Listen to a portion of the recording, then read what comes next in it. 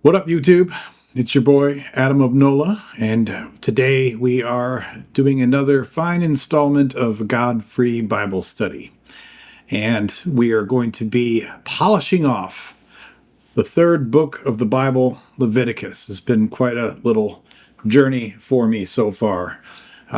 More than 20 videos, but we will finish off Leviticus today. Before I get into this, my only preamble is this.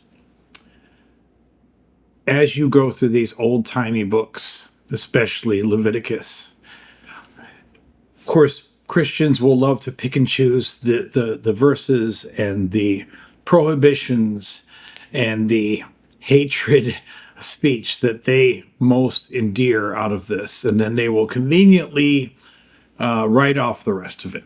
And they will often write off the rest of it, or they'll use multiple excuses, but the one I want to address here is just this. They'll talk about, well, it was a different time. This was ancient times. These were biblical times. So when they talk about things like one death penalty after another, and when they call on people to, when God calls on people to stone offenders, and when they talk about these really archaic type of treatments, they will hand wave it all away with this idea that, well, those were old times. They were different times. You just don't understand. But anytime I hear something like that, here is how I do respond or will respond, and how I absolutely recommend that you respond as well. It's fine to say that there are old-timey kind of standards being referenced here. It's one thing to say that here is an account of something that we say happened in the past. And if you believe this is an account of something that happened in the past, then of course, the things that you're making accounts of will sound rather archaic to today's ears. But there's a difference between making an account of something that purportedly happened in the past, along with all of the ancient ideas and mores that are attached to that, versus saying this is the enlightened, inerrant Word of God. When you want to introduce this idea to me that this is the Word of God, and of course in Leviticus, as in many other places, we hear what are supposed to be direct quotes from God. In those cases, I don't want to hear any of your sad excuses about how this was a different time and how this was, they had different ideas and mores, and this is ancient times and they didn't know better or whatever. No, they should have known better, because this is God speaking to them. And if God doesn't have any better advice as to how to deal with things other than to get all the people together and stone somebody, then I have no respect and no love whatsoever for your so-called God. I'll give you a perfect example of this. In the last chapter, we heard about God treating dwarfs in the same category as any other blemish that could not participate in certain temple rituals. This included people that have crushed testicles, people that have skin diseases or lesions, people that have hunchbacks, etc. I mean, these are all things that you couldn't participate in temple activities if you had these things. And amongst those things was included if you were a dwarf. Now, if you want to tell me, and that's what the most recent, the most accurate translation that we know of today says. Now, if you want to tell me that, well, it's not really cool that they use the word dwarf because that's not really an acceptable term anymore, I will give you a pass on that all day long. Because what we call people today, what we find to be acceptable or unacceptable terms, that changes with the mores of the day. So I understand that they have the word dwarf, and it doesn't offend me to think that they've used the word dwarf instead of little person, because no one said little person back then. They were saying dwarf, and so that's the way it was written, and that's the way they've translated it. I don't have any problem with that. What I have a problem with is the idea that God himself, the one who created the dwarf, is saying that the dwarf is somehow blemished and wrong and unable to or unwelcome to participate in these things that happen with sacrifices and things that happen at the temple. That thought is abhorrent. And if you back up anything about that thought, you are mentally disgusting and morally repugnant. And if you don't back it up, you say, well, we throw that out. We don't follow that. Of course, we can have little people come to our service. That's fine. But then don't tell me about how you want to point to anything else in this stupid book, because you can't pick and choose these things and give me your sad excuses about that's the Mosaic law. That fine. Then don't quote anything from this. So with all that being said, we're going to get through this today. We're going to finish out Leviticus. I'd like to say we'll get into something better, but then it goes into Numbers. So, I mean, none of these old-timey books are that great, but at least we'll get out of Leviticus. So we're starting at Leviticus 23. And most of this we're not going to read. I'll tell you why. It's called the appointed festivals. The Lord spoke to Moses, saying, speak to the Israelites and say to them, these are the appointed festivals of the Lord that you shall proclaim as holy convocations, my appointed festivals. Now, you know, if you followed the series up till now, you'll know that there's sometimes when I take license to say, okay, we're skipping through that. I skip through a lot of the lineages. I skipped through the ridiculously long set of instructions on how to build the tabernacle, and then all of the verses or the chapters that told us how they built the tabernacle, which, by the way, mirrored almost exactly how they were told to build the tabernacle. I skipped some of the long stuff at the beginning of Leviticus that had to do with all of the finite details of offerings. And consecrating priests. So in this case, I'm just moving over this because there's not really much to comment on this, good or bad. He's just basically describing the festivals. He's saying what they are, when you will observe them, how you will observe them, what you will eat, how many days they last, etc. So there's the Sabbath, Passover, and unleavened bread, the offering of first fruits, the festival of weeks, the festival of trumpets, the Day of Atonement, otherwise known as Yom Kippur, which we talked about earlier in Leviticus with Aaron, the festival of booths, and so that's all of Leviticus 23. We're just gonna go past that because I don't really need to read all the details of the festivals. So moving on to Leviticus 24. The Lord spoke to Moses, saying, command the Israelites to bring you pure oil of beaten olives for the lamp, that a light may be kept burning regularly. Aaron shall set it up in the tent of meeting outside the curtain of the covenant, to burn from evening to morning before the Lord regularly. It shall be a statute forever throughout your generations. He shall set up the lamps on the lampstand of pure gold before the Lord regularly. Of course, that becomes significant in Hanukkah and such, the festival of lights and all that. The bread for the tabernacle. You shall take choice flour and bake 12 loaves of it. 2/10 of an ephah shall be in each loaf.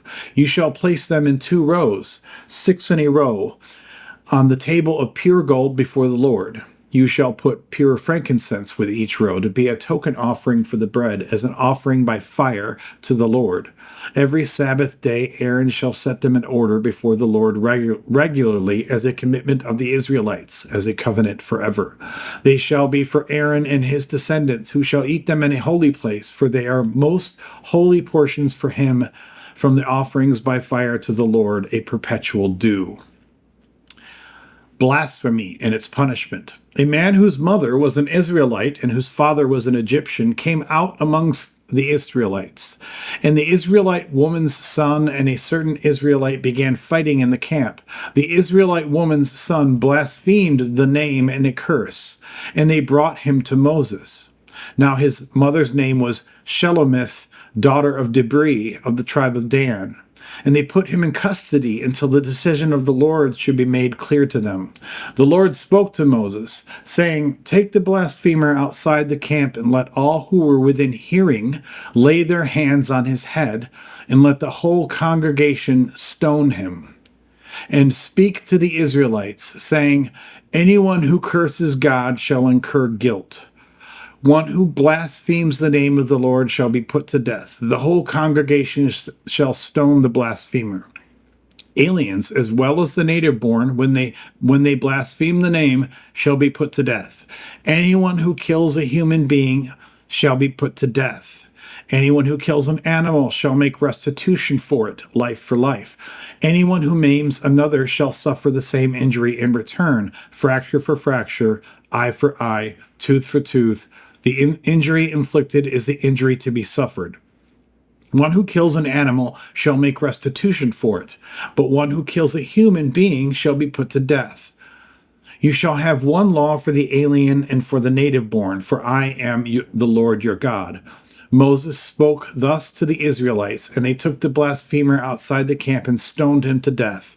The Israelites did as the Lord had commanded him. That's Leviticus 24.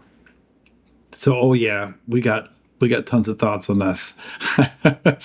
I should start this off by just trying to be as forgiving as I can be for the steaming pile of dung that it is. I think that the underlying idea of this chapter is not to glorify stoning or this Machiavellian kind of laws. Machiavellian is probably the wrong term, but these, just ridiculously cruel things. I think the lesson we're supposed to take from this is the idea that this law of not blaspheming is not to be taken only for the purebred Hebrews in the camp. You can't come in and say, well, his father was Egyptian, so he doesn't get subjected to the same law. No, they're going to perform the punishments of this law, whether you are a Jew or not, whether you're a Hebrew or Israelite or not. It's not going to matter. I think that's a lesson that we're supposed to take from it. That being said, it's gross. I mean, the entire thing is gross. I talked about this in the last video, and I'll talk about it again. The idea that we should do this communal stoning is really revolting. It is really fostering this culture of violence and retribution amongst your own people. I'm not saying that a death sentence, even if it were warranted, and of course I don't think it's warranted here at all, but even if it were warranted, I'm not saying that you can debate, is it good to have it off in a private space where no one can see it? On one hand, you don't want it to be a spectacle. On the other hand, you don't want it to be just forgotten about by society. But the idea that we all have to pick up stones and stone this guy personally, and that you really have to participate in it. He's not saying that if you're offended by this, stone him, or that they'll find someone who wants to do it to stone him. They're saying, no, let all who are within hearing lay their hands on his head, which, first of all, I don't know if that means like they're supposed to hit his head, or are they actually just supposed to lay their hands on his head? I don't know. And then let the whole congregation stone him. I mean, just imagine you're sitting there one afternoon and, you've done your work for the day and it's like, hey, Joe, come on, we got to go stone somebody. I mean, somebody who you probably haven't even met and you didn't hear him blaspheme. But it's like, come on, we got to go stone somebody. Did they have like special stones for this? Did they reuse them? It's like, oh no, those are my good polished stoning stones, Could you get like a finely crafted set of stones, like a nice acacia box that's all polished and it's kind of lined inside with like silk and everything, and there's like your nice stoning stones. They're just perfectly whittled down so that they fit your hand nicely, but that they also have this good heft and you can really knock the crap out of someone with them. Like I could just see this, how you have like dueling pistols. I can see how you have stoning stones, or executing stones, and you keep them and you hand them down from father to son. It's just so gross. And, if you have a large congregation or a large following at the temple or what have you, I mean, I think that they would just have to have like a weekly, like Tuesday is stoning day, Because if you have enough people in a society, there's going to be enough of this going on. And if the congregation is supposed to all participate, can't we just put them all in one day, like Tuesday, like come out Tuesday? Because otherwise, every time someone blasphemes, like, God damn it, I was just about to sit down and read or watch this Netflix show. Crap, now I got to go stone somebody. Okay. But this is the morality, the so-called morality of this God that I cannot forgive, because it's so ridiculous that clearly this is the will of ancient people that are being spoken, and not the will of any kind of enlightened deity. Because if you're an enlightened deity, I expect you to tell people, stop that shit. Don't be disgusting. And now they go down to... we get another reference to like the Hammurabi thing, an eye for an eye, a tooth for a tooth. The injury inflicted is the injury to be suffered. And this almost feels regressive to me, because in Exodus, there were a lot of laws that were talking about essentially civil matters. They were talking about compensation. They were talking about how you make amends for if you've, not just if you've destroyed something, but even if you hurt somebody. But here, we come back to anyone who maims another shall suffer the same injury in return. Fracture for fracture, eye for eye, tooth for tooth, blah, blah, blah, blah, blah. And aside from just satisfying this sense of bloodlust, if I have, I don't know, cut off your arm, which I imagine at that time would just be, would you die? But let's imagine I cut off your arm and you lived. How much does it help you to have my arm cut off? I mean, it might make you feel good for a minute, like, oh yeah, look at that horrible retribution that you're getting for cutting my arm off. But what is that doing for you? I would think that there would also be some kind of restitution, and you might say, like, this isn't the place for that. But in the next line, it says, one who kills an animal shall make restitution for it. Well, what about if you make restitution for the fact that you've maimed me somehow? I mean, sure, if he's put my eye out, go plop his eye out too, I guess. But I would be more interested in what kind of restitution can I get for the fact that you've plucked my eye out? Because you losing your eye doesn't do me any good. But I guess God couldn't figure that out. God doesn't understand that. That's so sad. It says, Moses spoke thus to the Israelites, and they took the blasphemer outside the camp and stoned him to death. Was there a party afterwards? Did they have refreshments?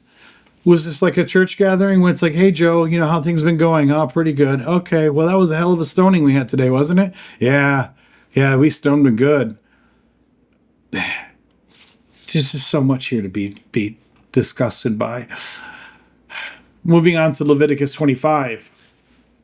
This is really weird to me.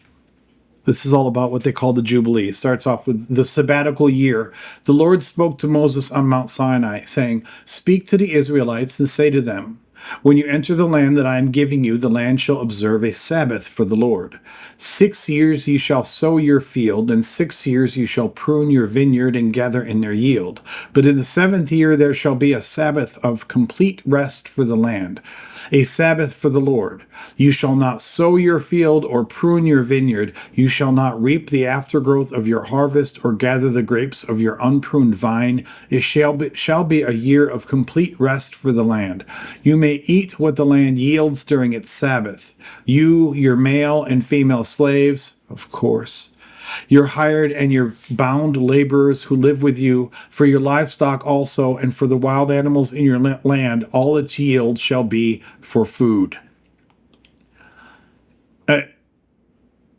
It's a little weird here because they explain a few paragraphs later that he expects this is not going to be a hardship because the land's going to yield so much food in the 6th year that'll be fine. But just when you read this, it sounds like he's basically telling you to starve for a year. But I guess that's you'll see in a second that that's not the case. And then there's a strange thing here. It says, you shall not, this is talking about the 7th year. You shall not sow your field or prune your vineyard. You shall not reap the aftergrowth of your harvest or gather the grapes of your unpruned vines. It shall be a year of complete rest for the land. You may eat what the land yields during its Sabbath. But it's like we're not supposed to harvest the land, anything from the land. It's supposed to be a year of complete rest for the land. And yet it tells us that you may eat what the land yields during its Sabbath. I don't know how you eat what the land has yielded without harvesting it. I'm not sure. I guess it does say, yeah, no, it doesn't. It's you're not supposed to do anything with the land. In the 7th year, there shall be a Sabbath of complete rest for the land. And then later on, it says you may eat what the land yields during its Sabbath. How do you eat what the land yields if you're not harvesting it? That doesn't make any sense to me. The year of Jubilee. You shall count off 7 weeks of years. You shall count off 7 weeks of years. 7 times 7 years. So that the period of 7 weeks of years gives 49 years. I don't actually know what that means. 7 weeks of years. Okay, is it 7 weeks or is it 7 years? Okay, but it says, so it gives 49 years. Then you shall, so I guess, okay, I guess it's 7 times 7 is what they're basically saying. Then you shall have the trumpet sounded loud on the 10th day of the 7th month. On the day of atonement, you shall have the trumpet sounded throughout all your land. And you shall hallow the 50th year, and you shall proclaim liberty throughout the land to all its inhabitants. It shall be a jubilee for you. You shall return, every one of you, to your property, and every one of you to your family. That 50th year shall be a jubilee for you. You shall not sow or reap the aftergrowth of or harvest the unpruned vines, for it is a jubilee. It shall be holy to you. You shall eat only what the field itself produces. Now it says at the 50th year, you shall proclaim liberty throughout the land to all its inhabitants, which isn't entirely true. There are other things that are going to get brought up here with regard to slaves, but it's not like all the slaves are just going to magically go free. So we'll continue. In this year of Jubilee, you shall return, every one of you, to your property. When you make a sale to your neighbor or buy from your neighbor, you shall not cheat one another. Well, I'm glad that at least now we're saying, well, again, why don't we just say don't cheat people? This is all in regard to the Jubilee year. So it says, when you make a sale to your neighbor or buy from your neighbor, you shall not cheat one another. It's not saying that as an overall law. This is all in regard to Jubilee. So, like, why is it that, like, oh, I guess we can cheat each other on the sales at other times? When you buy from your neighbor, you shall pay only for the number of years until the Jubilee. The seller shall charge you only for the remaining crop years. If the years are more, you shall increase the price, and if the years are fewer, you shall diminish the price, for it is a certain number of harvests that are being sold to you. You shall not cheat one another, but you shall fear your God, for I am the Lord your God. This is really strange to me because it's like they're basically saying at the Jubilee, it goes back to its owner. Which I guess you could enforce, but it's really would have a strange effect on commerce, you know, to know that, oh, Jubilee is coming up in 3 years. So I want to buy this house, but I can only buy the house until the Jubilee, and then it goes back to its owner. I mean, sure, we can adjust the price of the house downward for the fact that I'm only getting the house for 3 years, but that would really screw up the markets, because who the hell wants to buy a house if you know that it's going to revert back to the owner in 3 years, even if you're not charged much for it? You shall observe my statutes and faithfully keep my ordinances, so that you may live on the land securely. The land will yield its fruit, and you will eat your fill and live on it securely. Should you ask, what shall we eat in the 7th year, if we may not sow or gather in our crop? Remember, I brought this up before. I will order my blessing for you in the 6th year, so that it will yield a crop for 3 years. When you sow in the 8th year, you will be eating from the old crop until the 9th year, when this produce comes in, you shall eat the old. The land shall not be sold in perpetuity, for the land is mine. With me you are but aliens and tenants. That's okay. Throughout the land that you hold, you shall provide for the redemption of the land. If anyone of your kin falls into difficulty and sells a piece of property, then the next of kin shall come and redeem what the relative has sold. If the person has no one to redeem it, but then prospers and finds sufficient means to do so, the years since its sale shall be computed and the difference refunded to the person to whom it was sold, and the property shall be returned. But if there are not sufficient means to recover it, what was sold shall remain with the purchaser until the year of the Jubilee. In the Jubilee it shall be released, and the property shall be returned. Again, it's like a reset. It's like a market reset too, which is weird, because it's saying that for things you've bought, for land and for houses and such, it all goes back to the original people. I don't know what the logic is of this, but it's strange to me. If anyone sells a dwelling house in a walled city, it may be redeemed until a year has elapsed since its sale. The right of redemption shall be 1 year. If it is not redeemed before a full year has elapsed, a house that is in a walled city shall pass in perpetuity to the purchaser. Throughout the generations, it shall not be released in the Jubilee. But houses in villages that have no walls around them shall be classed as open country. They may be redeemed, and they shall be released in the Jubilee. As for the cities of the Levites shall forever have the right of redemption of the houses and the cities belonging to them. Whatever property of the Levites that may be redeemed, that is, houses sold in a city belonging to them, shall be released in the Jubilee, for the houses and the cities of the Levites are their possession among the Israelites. But the pasture lands around their cities may not be sold, for that is their possession for all time. So much strangeness here. So you got to give your house back to someone at the Jubilee year if it's in the countryside, but not if it's in a walled city, which makes any dwelling in the countryside seem like it's worth far, far less. It almost is giving you a monetary and market financial incentive to get your ass out of the country and into the city, because at least then when you buy a house, it can be your house in perpetuity. I mean, that's the word they use, in perpetuity. And in this whole exception thing with the Levites, they're faith militant that they have, they get special outs around this. It's very odd.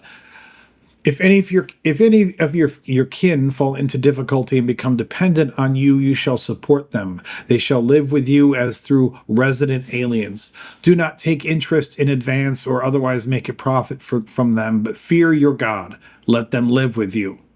You shall not lend them your money at interest, take it in advance, or provide them food at a profit.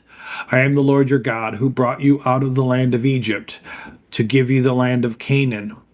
Fuck the Canaanites, to be your God.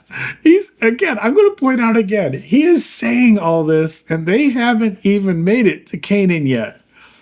And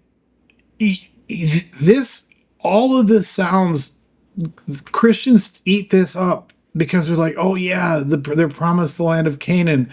Like, no one, I've never heard anyone in a church say, what the hell, what's up with the Canaanites? Like, why is it that they deserve to be killed and rooted out? And I have heard people say, well, they practice child sacrifice, which it's not like every person in Canaan practiced child sacrifice, okay? And of course, at any time you go to conquer land, there's going to be children there who, of course, have never practiced child sacrifice.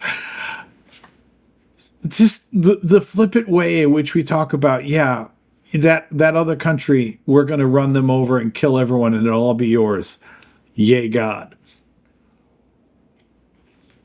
If any who are dependent on you become so impoverished that they sell themselves to you, You shall not make them serve as slaves. They shall remain with you as hired or bound laborers. They shall serve with you until the year of the Jubilee. Then they and their children with them shall go out from your authority. They shall go back to their own family and return to their ancestral property. For they are my servants, whom I brought out of the land of Egypt. They shall not be sold as slaves are sold. You shall not rule over them with harshness, but shall fear your God. As for the male and female slaves whom you have, it is from the nations around you that you may acquire male and female slaves. You may also acquire them from among the aliens residing with you and from their families who are with you, who have been born in your land. They may be your property. You may keep them as a possession for your children after you, for them to inherit as property. These you may treat as slaves, but as for your fellow Israelites, no one shall rule over the other with harshness.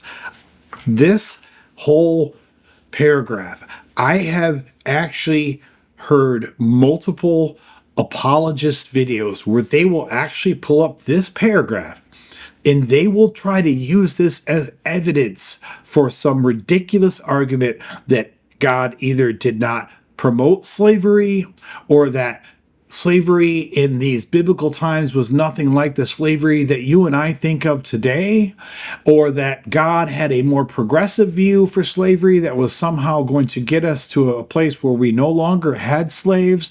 And if you read the plain text of this paragraph, it supports none of that whatsoever. So let's go through this in detail. It, on one hand, you can just look, you can pick out words and sentences and put on your rosiest God glasses, and you can think that this is a good thing because it's like, hey, if you have someone who's sold themselves to you, you shall not make them serve as slaves. That's good, right? They shall remain with you as hired or bound laborers, but not as slaves. So that's good. And they shall serve with you until the year of the Jubilee, and then they get released. That's good. Okay, so this isn't a more enlightened vision for slavery from God. Yeah, praise be to God. Except that then it doesn't stop there.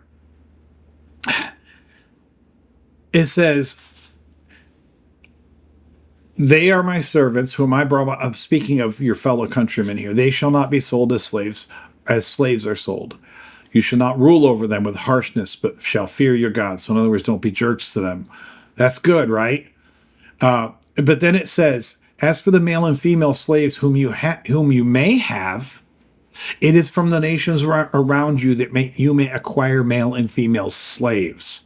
In other words, yeah, for the other Hebrews, for your fellow Israelites, they cannot be full-on slaves, and they're not your property per se, and they have to be released during the Jubilee, and they have to be treated well, and they're not really treated as slaves. They're treated as hired or bound laborers, in other words, indentured servants or debt slaves.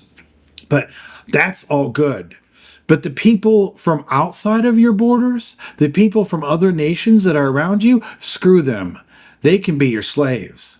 And he makes it very clear that we're not talking about some enlightened form of slavery here. They can be your property.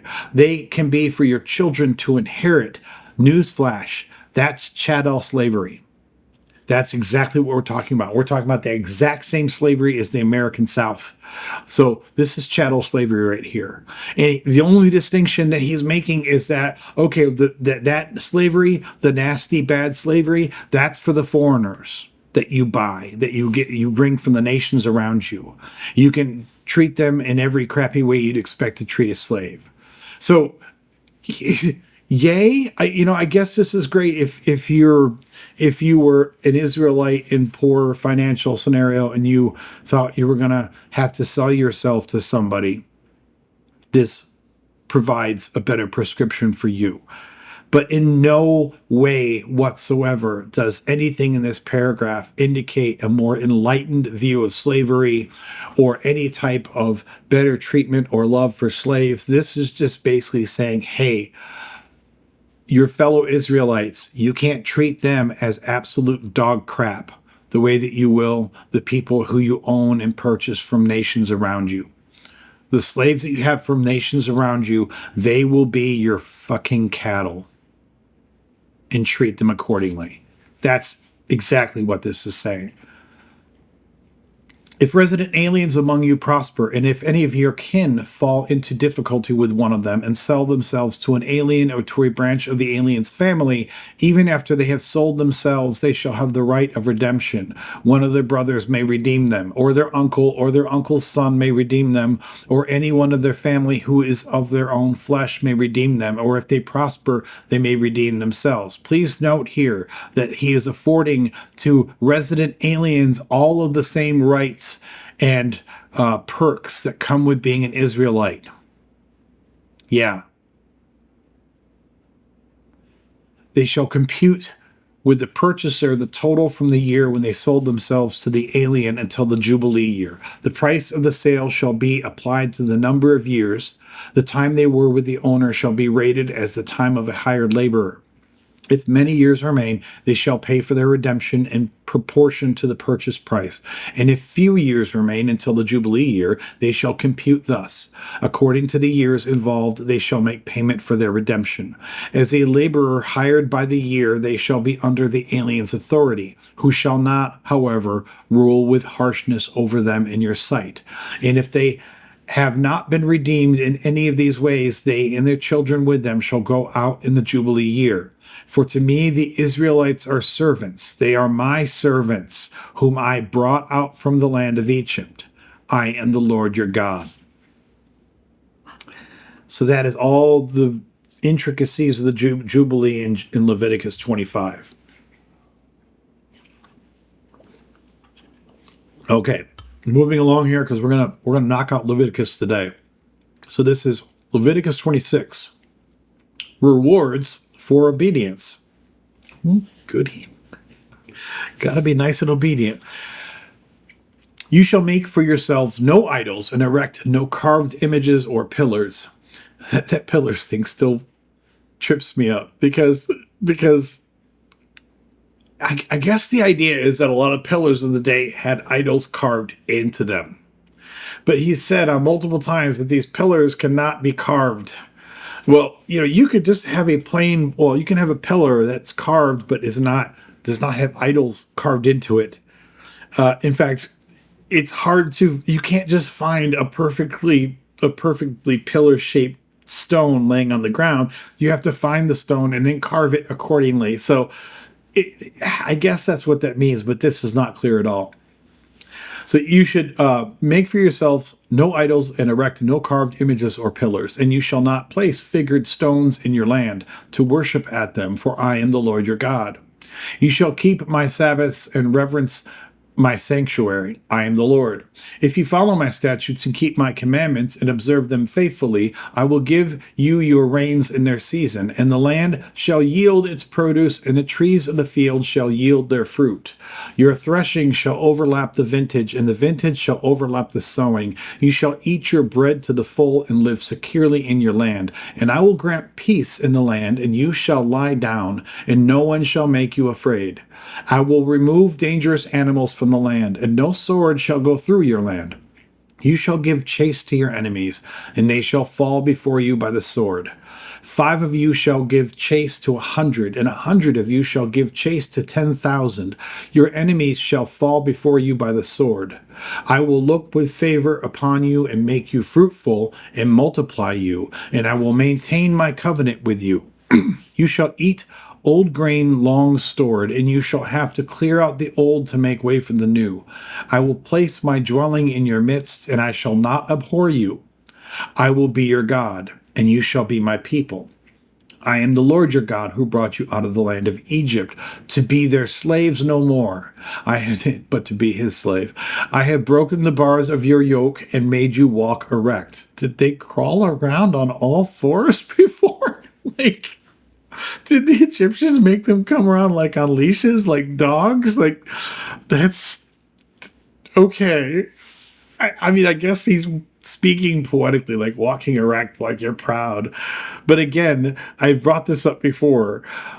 It's clear in many of the quotes that we get from God that he absolutely is fine with speaking poetically. And it's not like I have a problem with that, but for these assholes who want to drill into your brain that everything in the Bible is to be taken literally, it makes no sense, because even God speaks in poetic terms. He talked to Moses about how they were born out of Egypt on eagle's wings. But even in the narrative, that didn't happen.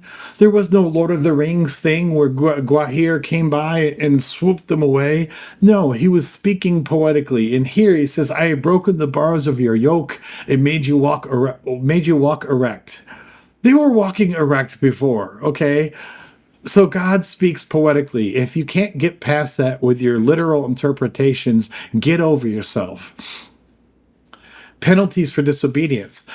But if you will not obey me and do not observe all these commands, if you spurn my statutes and abhor my ordinances, so that you will not observe all my commandments and you break my covenant, I in turn will do this to you.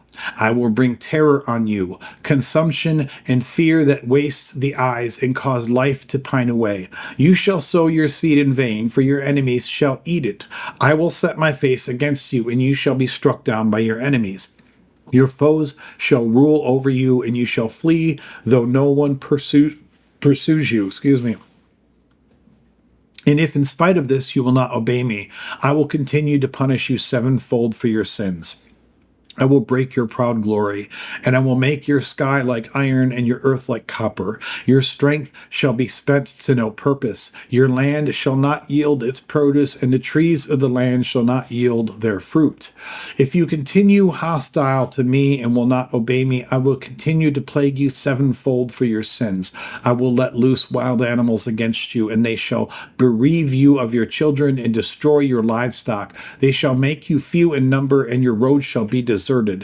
If in spite of these punishments you have not turned back to me, but continue hostile to me, then I too will continue hostile to you. I myself will strike you sevenfold for your sins. I will bring the sword against you, executing vengeance for the covenant, and if you withdraw into your cities, I will send pestilence among you, and you shall be delivered into enemy hands.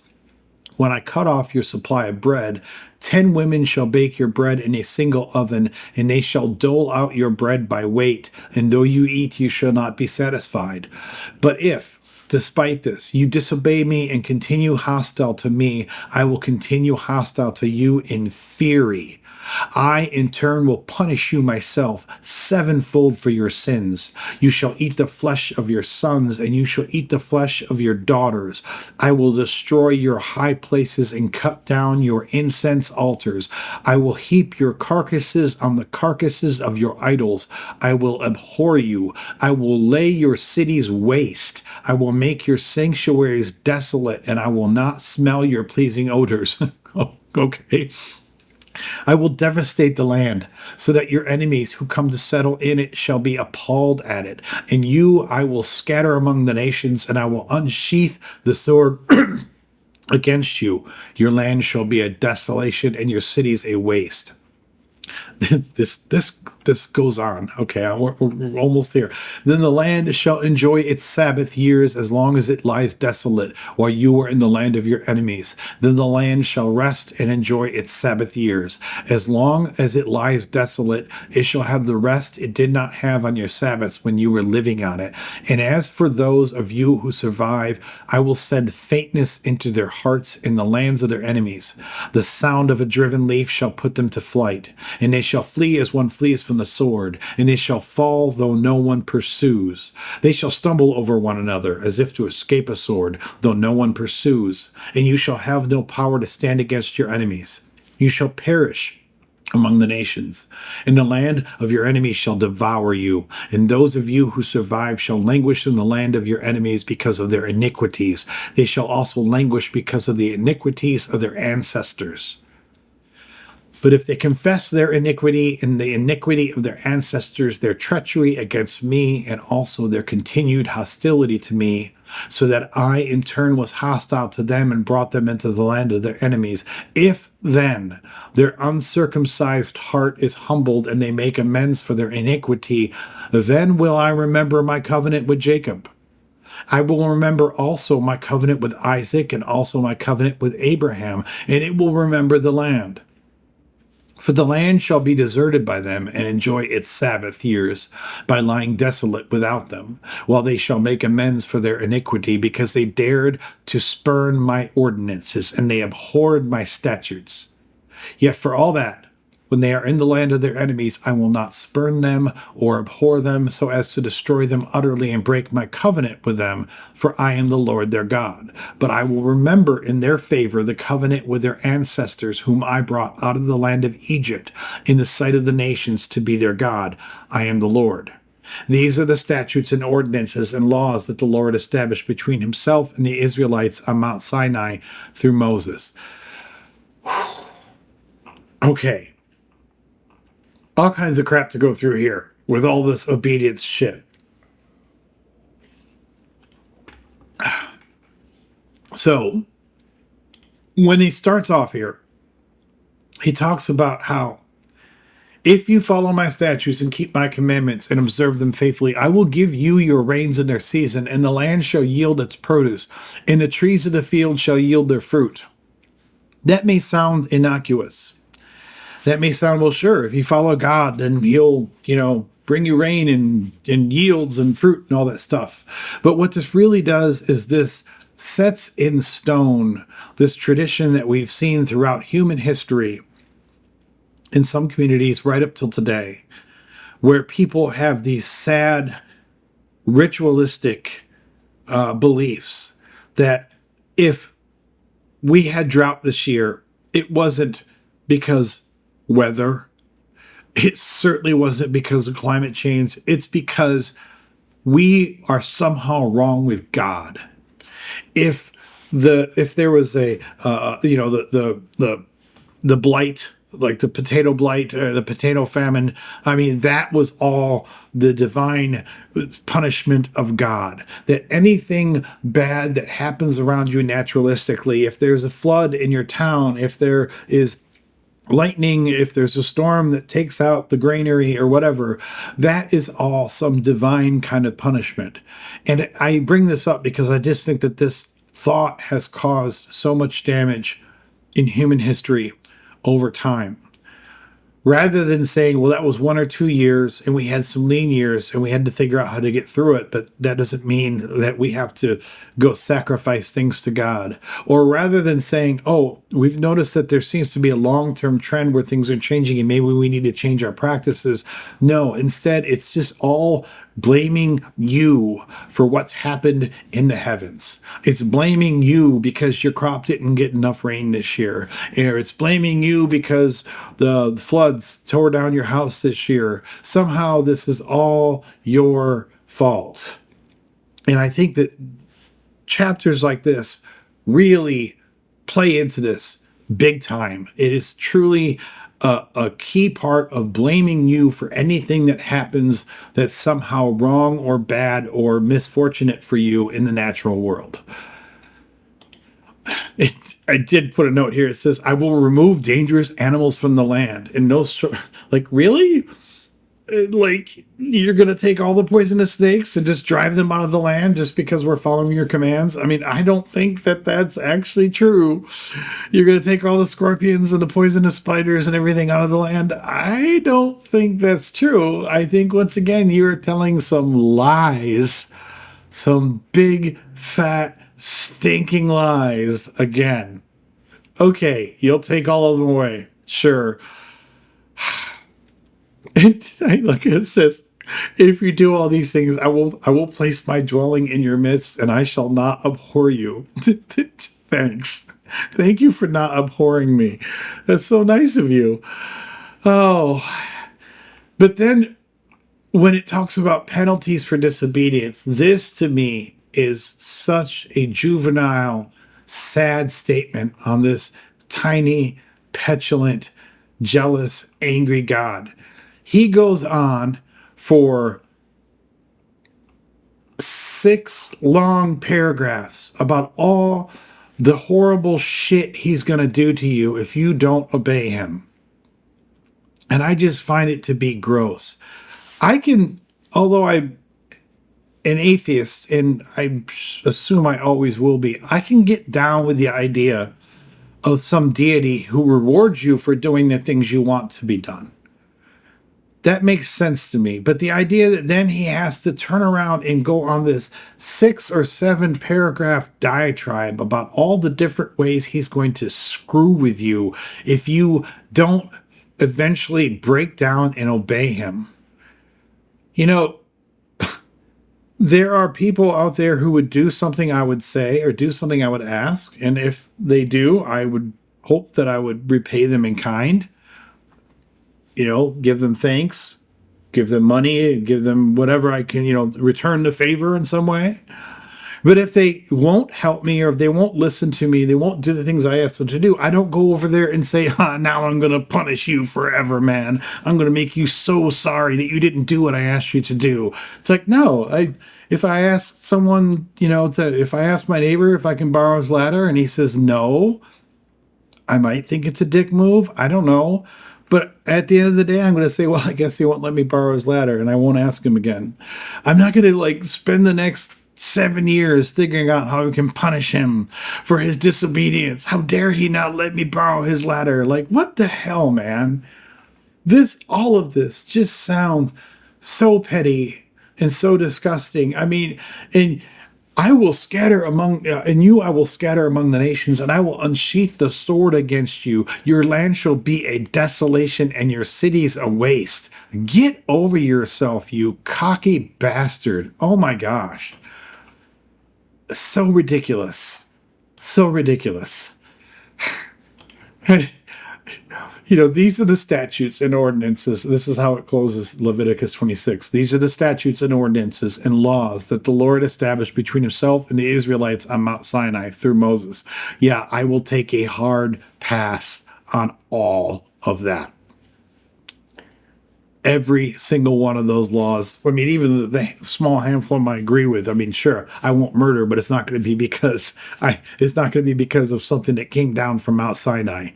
I will take a hard pass on all of this crap. And really, even if I wanted to be religious, why wouldn't I? Because this is for the Israelites. This is not for most of you. This is not for most of the people like in America who call themselves Christians that think that these are their laws.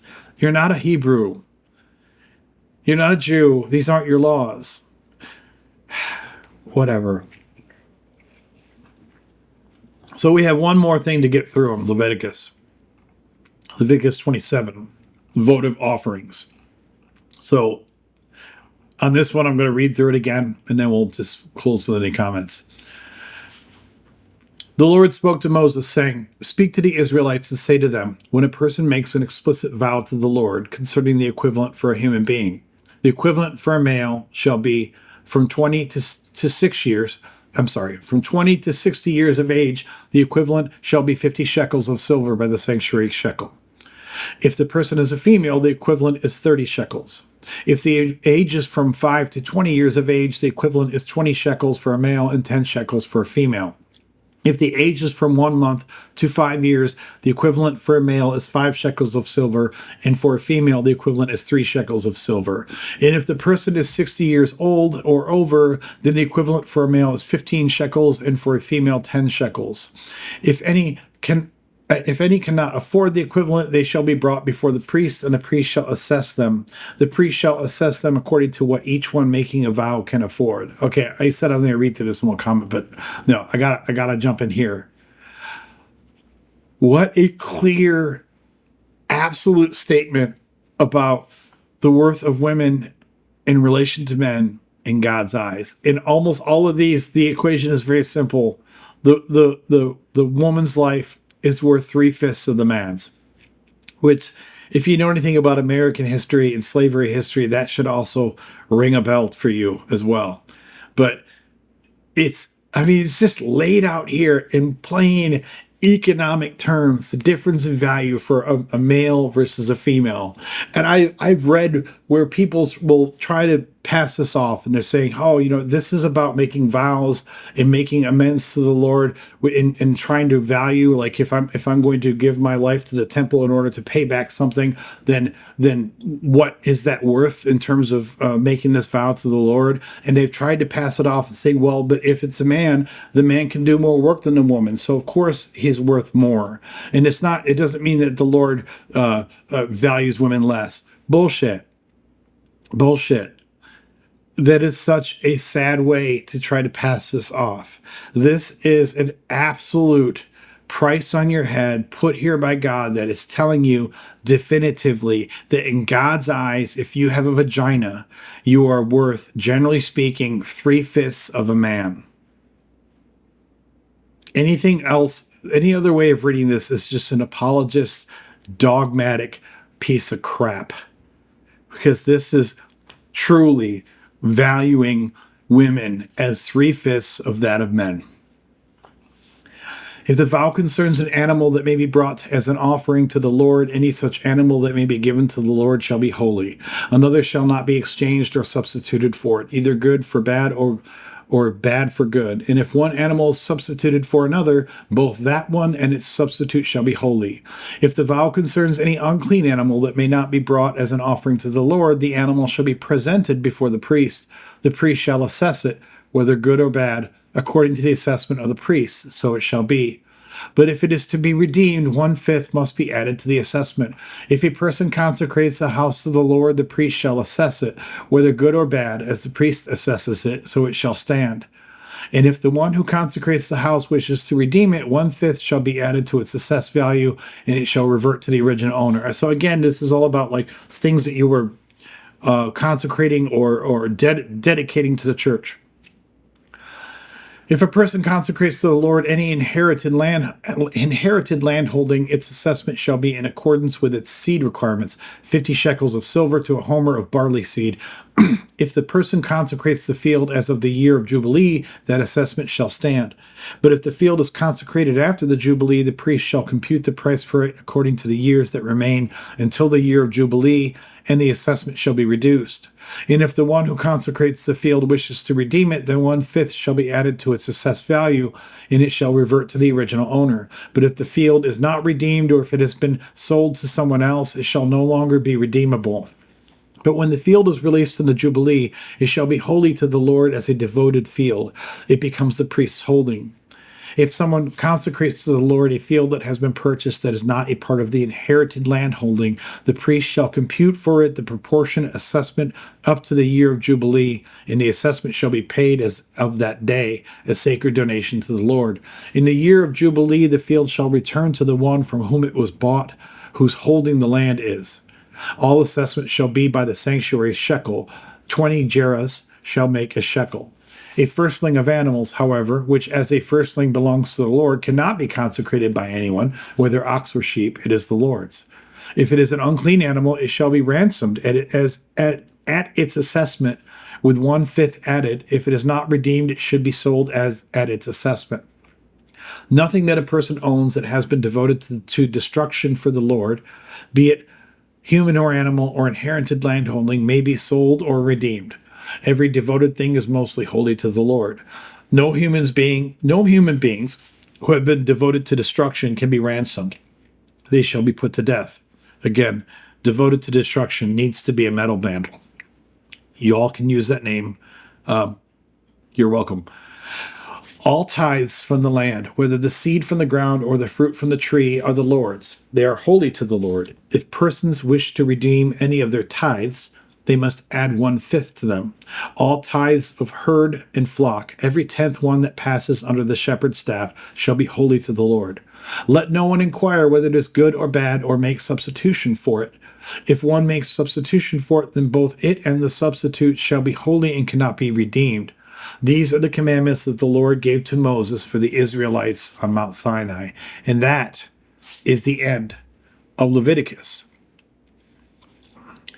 So, in synopsis, of course, we're not going to get into numbers in this video, but in synopsis, this is just, I knew Leviticus is gross, so I can't really say that I'm terribly shocked by seeing all of the nastiness that comes out of this book, as many others.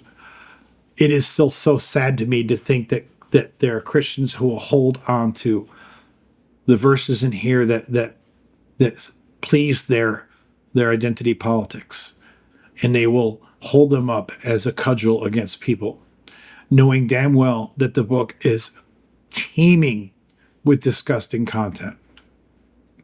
And they will wantonly pick and choose and make excuses for why some things apply and one don't and others don't. And they'll do it without shame. They'll do it without any type of self-awareness about what they're doing. It's like they don't care as long as it serves their purpose.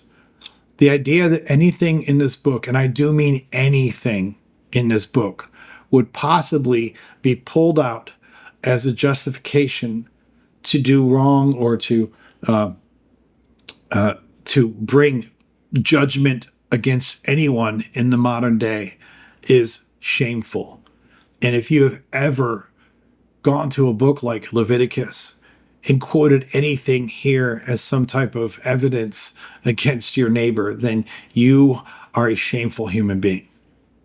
And there is no excuse for what you've done there. I mean, if you've moved past it and apologized for it, is one thing, but you cannot redeem this book. I mean, honestly, if you've watched any of my videos, you know, I don't think that there's a whole lot here in any of the books that can be redeemed. But to take this book and to hold this up as any kind of holy text and holy judgment is embarrassing for you today. And I talked about this earlier, you know, we can talk all day about this being old-timey crap. Don't give me that. This is your God speaking directly in ways that are disgusting and devoid of any moral fiber. Okay, off my soapbox. If you've watched all these videos, oh man, I'm going to pray for you. But even if you've made it to this far in this video, I really appreciate you. I joke often about you probably need to make better life choices, but I'm glad for now, at least, that you haven't made those better life choices. And I'm glad that you're here. And we'll continue this. We're going to do other content as well. These are now stacked up for quite a while. So I'm going to start another series, which is going to start coming out on the channel called Got Answers. It's kind of a direct response to what we see from Got Questions. But of course, this doesn't make a lot of sense to put in this video because these aren't, at the time that you see this video, that will probably already be released. Nevertheless, just want to let you know that there's a lot we're working on here, and I appreciate you being here. And if I pissed any of you off today, then, well, since I don't care. But otherwise, have a good day, and I hope to see you when we continue on this wonderful journey in Numbers. Appreciate you being here on God-Free Bible Study.